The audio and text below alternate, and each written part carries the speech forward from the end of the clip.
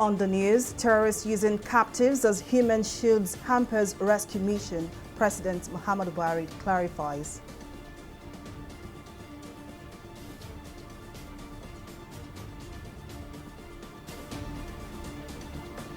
United Nations decry attempts to silence journalists, say threats to press freedom growing by the day.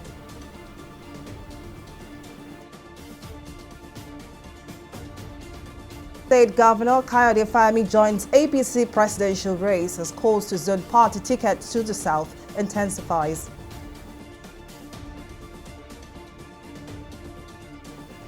Many thanks for joining us. I am Folashade Ogurinde. President Muhammadu Buhari has assured that his administration remains committed to the protection of the rights and privileges of journalists in the lawful performance of their professional duties. In a statement by Femi Adesina, Special Advisor to the President on Media and Publicity, the President, on the occasion of the World Press Freedom Day, urged media workers to embrace best professional standards and practices, especially in the build-up to the forthcoming general elections. In recognition of the role of the press in strengthening democracy, President Buhari praised members of the Fourth Estate who go the extra mile, sometimes at great personal risks, to keep the society well informed.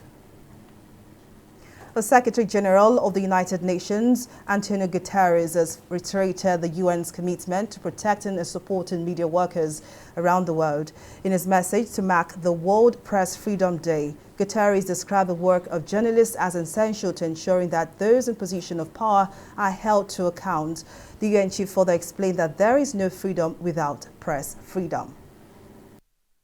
On World Press Freedom Day, we shine a spotlight on the essential work of journalists and other media workers who seek transparency and accountability from those in power, often at great personal risk. Throughout the COVID-19 pandemic, many media workers have been on the front lines, providing accurate, science-based reporting to inform decision makers and save lives. At the same time, journalists who cover climate, biodiversity and pollution have succeeded in bringing global attention to this triple planetary crisis.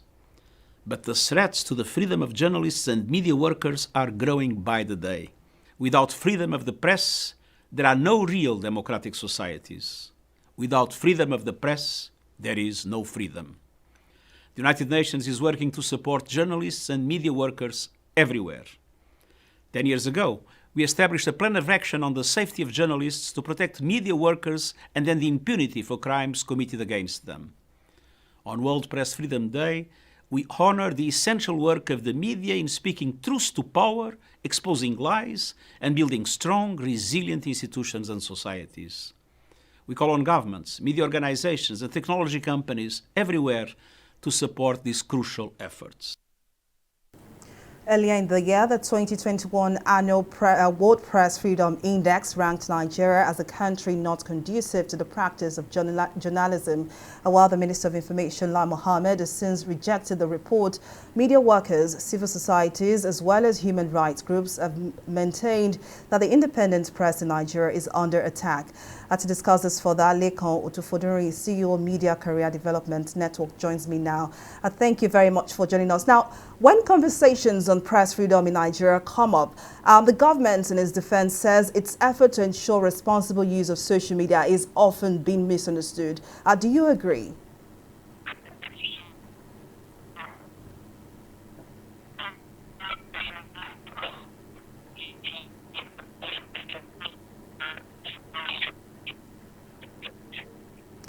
We seem to have lost Mr. Otufodunrin, but hopefully we get back to him sometime in the news bulletin. But moving on, as pressure mounts on federal government to find a lasting solution to Nigeria's lingering security problems, President Muhammadu Buhari has revealed that terrorists are using the victims as human shield, making rescue efforts more cumbersome.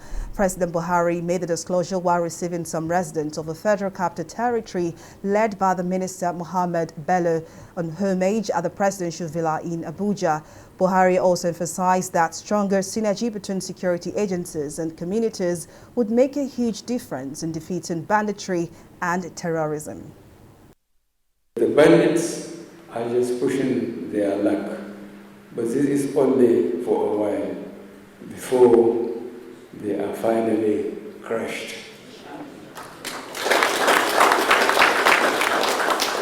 They are using civilians as human shield, thereby making it difficult to confront them directly. Bandits and terrorists, unlike professional soldiers, don't respect the rules of engagement. They don't care about killing their hostages if they come under attack. It is a delicate situation that requires wisdom, caution, and also patience. Any rescue operation that results in the death of any hostage cannot be deemed a success. The government doesn't want this kind of tragic outcome. It is a complex situation that demands proper handling. The primary objective of any rescue operation is to free the hostage safely, unharmed, and alive. On his part, the Vice President, Yemi Osinbajo, said despite the challenges, Nigeria remains united, adding that every generation of leaders is confronted with its own problems. I think that this is a perfect opportunity to thank God for our nation, that our nation is together, that our nation is united. Every generation of leaders is confronted with its own problems. There is no generation of leaders, there is no leader that will not be confronted with his own or her own problems. Our government has been confronted with problems. COVID-19, for example, was one that nobody ever imagined would take 2 years of the life of the government and the life of the economy as well. We also have insecurity challenges here and there. But it's in the very nature of God to provide everything that is required by leadership to surmount the challenges that it faces. God will not give us any challenge that is beyond us. So I want to just thank the Almighty God for giving you, Mr. President, all that you have required to tackle these challenges and for giving you the life and strength to continue to tackle the challenges and to surmount the challenges. But let's now head back to the conversation on World Press Freedom Day and Nigeria celebrating this remarkable day. Lekan Olufoduri, CEO Media Career Development Network, joins me now. Thank you so much for standing by. Now, I was asking earlier, when conversations on press freedom in Nigeria come up, the government in its defense often says effort to ensure responsible use of social media is being misunderstood. Do you agree with this? I don't agree with them because when it is normal that they want to protect themselves, but the freedom of expression is guaranteed to everyone, and so there should be nothing that should be done in any way to infringe on that. Then not everybody will get that. They call those people who have moral values to come together with people who do something that is wrong. So if they want to control those people, there's a way to do that. They don't have to lump up everybody and accuse every journalist of promoting fake information. That's what I think. And that's why sometimes they overreach themselves, like what happened when Twitter was suspended. That is a global technology that they don't have control over. And yet they pronounce that they were suspending it. And yet people are still able to use it. So it's important that they understand that freedom of expression is guaranteed. And they should not do anything. They should not lump up people who do it for other reasons. If they have reasons to accuse some people, so be it. But for journalists, they have the right, they do it very well, and they follow the ethics of the profession. Well, Ms. Tautu Foduri, thank you so much for your contribution. Thank you so much. Well, moving on, the Defense and Police Officers' Wives Association, DEPOA, has distributed relief materials to over 100 widows and orphans of Nigeria's military personnel who paid a supreme price.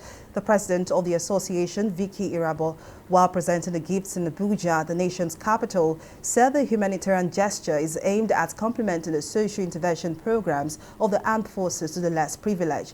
She explained that the wives of fallen heroes go through a lot in bringing up their children without their husbands that pay the supreme price in defending their fatherland. What we are doing is to ensure that you grow up to be good children and not join criminals. When we have good children, youths that are obedient and useful to the society, the military will have less work to do. So we are actually fulfilling our mandate to support the work our husbands do as military officers. We do not want them to continue to fight war, and we do not want our children to grow up and become terrorists. I thank God for everything. We cannot count what they have brought, even the cash. The person that came that day asked me, say, what do you need? I say, food and money. Say, do you need money? I say, yes, because of the children's school fees, maintenance, and other things.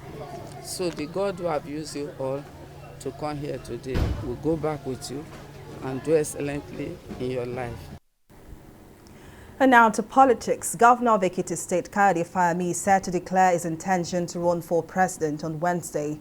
Yinka Oyebode, his chief press secretary, said Fayemi's decision to contest in the 2023 presidential election follows extensive consultations across the geopolitical zones in the last 6 weeks. Oyebode said the Ekiti State governor had discussed his plan to run for the #1 office with President Muhammadu Buhari, traditional rulers and political leaders across the states in the federation. With today's confirmation, Fayemi joins over 18 other presidential hopefuls across political parties for the #1 seat in the forthcoming elections. As preparations for the 2023 general elections pick up pace, a group that concerned Nigerian citizens have called for power shift to the south in the spirit of equity, justice and fairness. The group, through its convener, Femi Osabinu, made this known at a World Press Conference in Abuja. While emphasizing the importance of zoning to the nation's democratic balance, the convener explained that power rotation between the north and southern geopolitical zones has been an unwritten rule since the return of civil rule in 1999. Presidential election in Nigeria is highly influential and powerful as we all confer greater sense of belonging to the federation on any ethnic or geopolitical zone that produces the president. This no doubt has deepened the agitation for power shift by various regions, and with us resolved to implore all major political parties to have a deep think ahead of national conventions, ensure that power rotates to the south, as this will ensure that the country remains united. President Muhammadu Buhari, by the grace of God, will be president of Nigeria till May 29, 2023. I haven't served 8 years as president from the northern part of the country. In essence, it means that the next president of Nigeria, by the virtue of that convention, the principles of federal character as enshrined in our constitution, and by the virtue of the foundation of our democracy, the South must produce the next president of Nigeria. And we are uncompromising about this. Nigeria is a plural society. And for that purpose, and for purpose of stability, power rotation is a sacrosanct agenda. It is not just a party agenda, but a national agenda. The resulting effects of the scarcity of fuel witnessed in Nigeria and the lingering hike in the price of diesel destabilized different sectors in the country. The Water Producers Association of Nigeria, WAPAN, is also hit by the high cost of diesel as well as hike in price of production materials. As a result, the association announced an increase in the price of potable water for the heightening fears of water scarcity and waterborne diseases in the country. Our correspondent, Mary Kanu, tells us more in this report. The World Health Organization says more than 2.2 billion people worldwide do not have access to an improved water source, with Nigeria making up for more than 10% of this figure. Acknowledging the figure by the World Health Body, the Water Producers Association of Nigeria says the figure could get worse, with over 100,000 cholera cases recorded between January and October 2021 and 3,400 deaths within the same period. To this end, the association says with the hike in the price of diesel and to maintain the production of wholesome water, the price of sachet and bottled water had to be adjusted. A lot of people will go underground to produce water that does not satisfy the regulatory standards, to the detriment of our state members and residents in the states. But we have come together as a body and decided that it is better we adjust our prices such that the quality of our water be maintained to guarantee the safety of all Lagosians. And it is to this effect we are saying from now, water will be sold for 200 naira per bag. Not that we want to increase it to bring hardship to people. No. We are in the same market together. We too will go to market. A lot of things that we are buying are very, very expensive. Reacting to the change in the price of potable water, some Nigerians say the economy could get worse if the government does not intervene. With the way the cost, especially bottled water, it's in the increase. Even small sachet water that was 10 naira before is now 20. And some places are even selling it 30 naira. I would suggest also that some of the basic things that facilitates the production of these materials should be provided. Take, for instance, good power supply, infrastructure like good roads and all. Showing support for the production of clean potable water in the country, member of the Lagos State Assembly, Rotimi Olowo, says the Lagos State government will shut down illegal potable water producers to avoid the spread of waterborne diseases in the state. Bad water is a liability, and the bill of government will obviously shoot up. Many of our hospitals will now be accommodating issues and borders of waterborne diseases. This will not allow, because it has to do with our people, and we represent the people.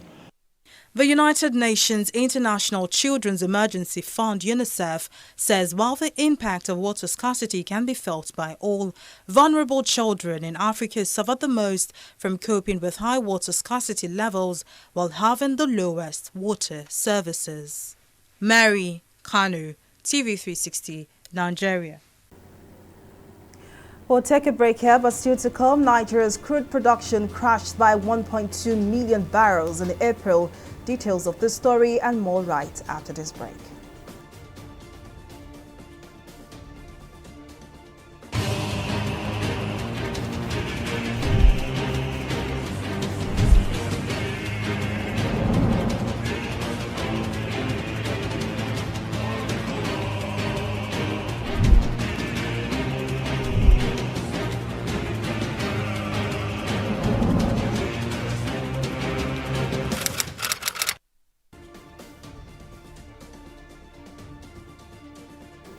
Welcome back. Now here is a recap of some of our top stories tonight. President Muhammadu Buhari has assured that his administration remains committed to the protection of the rights and privileges of journalists in their lawful performance of their professional duties. The president, on the occasion of the World Press Freedom Day, urged media workers to embrace best professional standards and practices, especially in the build-up to the forthcoming general elections. We also told you that Governor of Ekiti State, Kayode Fayemi, is set to declare his intention to run for president on Wednesday. With today's confirmation, Fayemi joins over 18 other presidential hopefuls across political parties for the #1 seat in the forthcoming elections. Well, in case you missed any of our news bulletin, www.tv360nigeria.com. You can also follow us on our social media platforms on Twitter, Instagram, YouTube, and Google+ at TV360 Nigeria. On Facebook, we are TV360 Online.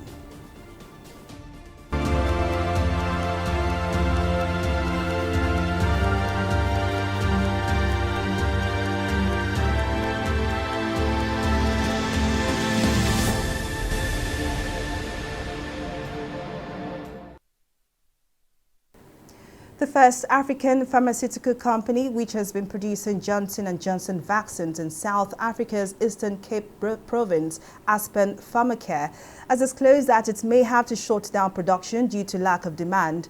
Director of the Center for Epidemic Response and Innovation in South Africa said vaccine apathy had damaged the uptake of COVID vaccines in South Africa and the rest of the continent. The director added that the very short expiry dates for the damaged vaccine uptake leading to vaccine dumping. Well, Hong Kong will further ease COVID-19 restrictions, allowing bars to open until 2 a.m. and raising the number of diners permitted at a table to 8 from 4.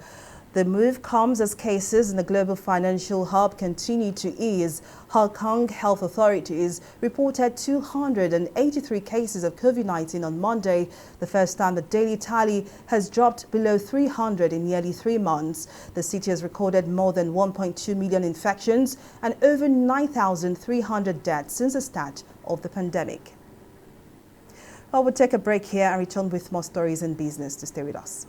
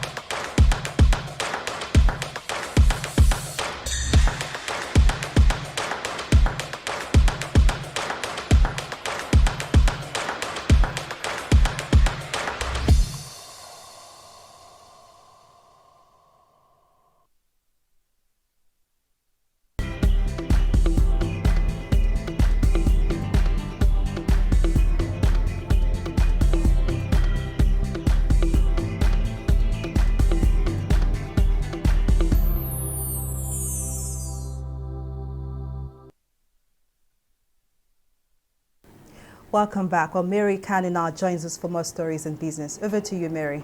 Well, thank you, Folashade. Hello and welcome to Business News. The Minister of State for Petroleum Resources, Temitope Silva, says the federal government aims to transform Nigeria into a gas-powered economy by 2030 to address challenges around power generation through gas-powered plants. The minister disclosed this in Abuja at the 2022 public lecture under the theme Inclusive Energy Transition Towards Achieving the Decade of Gas Initiative in Nigeria. Silva said natural gas is a key resource for energy transition, adding that it has all the credentials to support Nigeria to meet its commitment in line with the United Nations 17 Sustainable Development Goals. The Organization of Petroleum Exporting Countries, OPEC, has said insufficient investments in the oil sector has limited the capacity of Nigeria and other OPEC member nations to pump the volume of crude oil approved by the organization. OPEC also revealed that in April 2022, Nigeria's oil production plunged by 40,000 barrels per day, translating to 1.2 million barrels during the review month. The organization added that its oil output in April undershot the rise that was planned under a deal with allies as declines in Libya and Nigeria offset supplies increases by Saudi Arabia and other top producers. Well, that's the latest business updates. Folashade, back to you. Well, many thanks, Mary. And on the foreign scene, Pope Francis has said that he asked for a meeting in Moscow with Russian President Vladimir Putin to try to stop the war in Ukraine, but had not received a reply.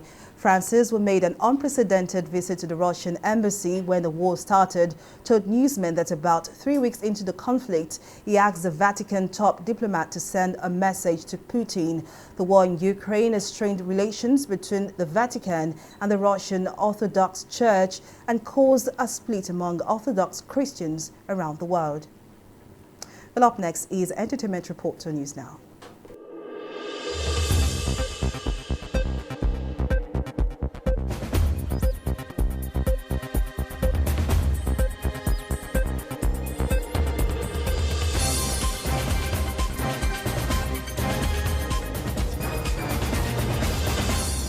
Popular Nigerian skit maker Debo Adebayo, known on stage as Mr. Macaroni, has clocked 29 on Tuesday, May 3. Channeling royalty, the Freaky Daddy shared stunning Yoruba-themed photos on social media to celebrate his new age. Mr. Macaroni also stated that he was thankful and grateful to be alive. Meanwhile, fans are still wondering if the skit maker and colleague Kemi Ikeshiodun, popularly known as Momiwa, are really married, or if the wedding and engagement photos that flooded the internet on April 22 and 23 are just photo shoot sessions. Well, fingers remain crossed.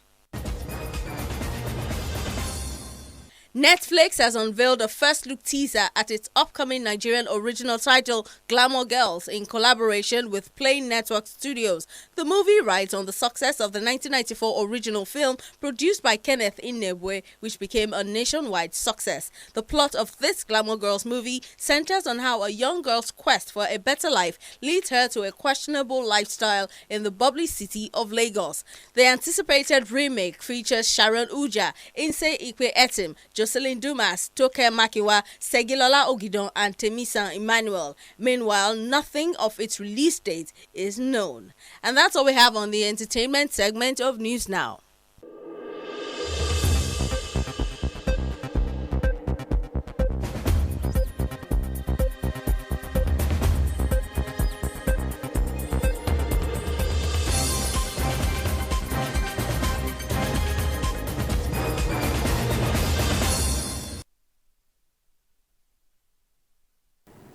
Away from entertainment, now to sport. Jurgen Klopp insists Liverpool are taking nothing for granted ahead of Tuesday's decisive Champions League semi-final second leg at Villarreal. The final obstacle in Liverpool's quest to reach a third Champions League final in 5 seasons sees them head to Spain with a 2-0 advantage after last week's comprehensive first leg victory at Anfield. Despite holding a commanding advantage, Klopp is under no illusions. There is still a job to be done and is relishing the challenge that only Champions League semi-finals produce. Well, the Food and Drink Festival, sponsored by Guarantee Trust Holding Company GTCO PLC, has over time served as a platform for promoting food business enterprises in Lagos and beyond.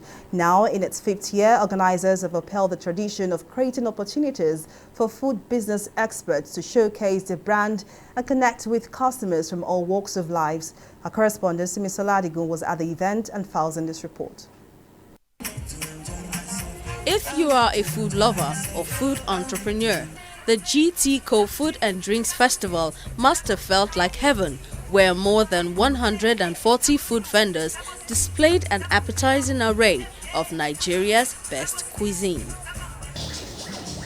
From street foods to local delicacies, bite-sized gourmet treats to fresh organic groceries, no category of edibles was left out. And not forgetting the drinks. Top quality wines and champagnes were in abundance to sample and, of course, purchase.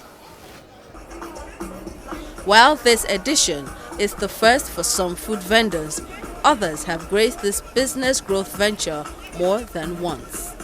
This is currently my first time exhibiting at the GTCO Food and Drinks Festival, and of course I'm looking at all of the visibility and exposure this is going to bring to my business. And of course I'm really happy at the fact that I was selected this year to actually exhibit, even though we've been in operation since 2019.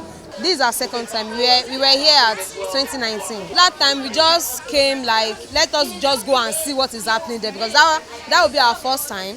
But this one, we came prepared, new.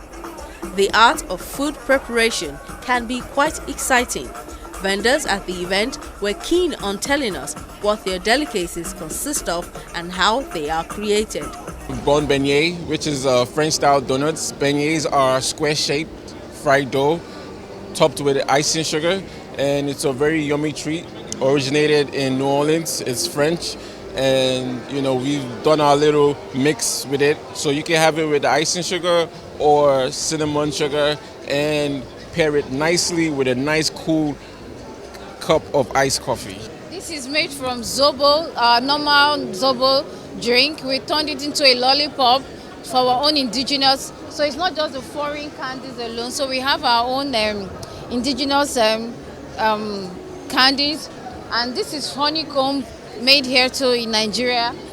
They all know Baba Dudu. We turned it into, we have the honeycomb made from peanut brittle. We have peanut brittle, we have Baba Dudu, and we have honeycomb. Hans and Rene is a confectionery business in Lagos, Nigeria. We make the best gelato, baked goods, cakes, and we also cater to events. Right now we are at GT Food and Drink Festival, and we're having an amazing time. The 3-day Strictly Food event also offered cooking masterclasses handled by top-rated chefs from within and outside Nigeria. The goal was to impact culinary techniques to both food enthusiasts and professionals alike. With quite a lot to eat and drink, attendees at the event did not waste any time digging in and filling up to their heart's content. It's been really fun. It's been really fun. There's so many different foods and different things to try. I didn't set a budget before coming, but before you know it, I'm just buying things everywhere. Yeah, it's nice that there's an indoor section as well. So yeah, when you're tired of the heat and the sun, you can just take a little bit of a break, go inside, and there's even more stalls in there, so yeah. Honestly, it's amazing. It's something you don't see in Lagos very often, and it's really nice to see all these places come together and we get to try a little bit of everything. I think it's a 10 on 10. I'm glad this is happening and I'm glad to be a part of it. I think it's a good opportunity to showcase small and medium scale businesses in Nigeria. I don't know if GT is a big brand, and then they get the opportunity to come here and showcase their wares. So I think that yes, it's going to get a lot of eyes on these small businesses. At least, these guys whose food I'm eating, I probably will go look for them and order food from them. So I think that multiplier effect will benefit everyone who's here today. The World Trade Organization reports that Nigeria is now the largest food market across the continent, accounting for 4.6% of the country's gross domestic profit and generates at least 1.5 million jobs. This number is expected to go up by 411 million by 2050, given the domination of the sector by small and medium enterprises. Simisola Adigun, TV360, Lagos. And that's the size of our news bulletin. Many thanks for watching. I am Folashade Ogurinde. Bye for now.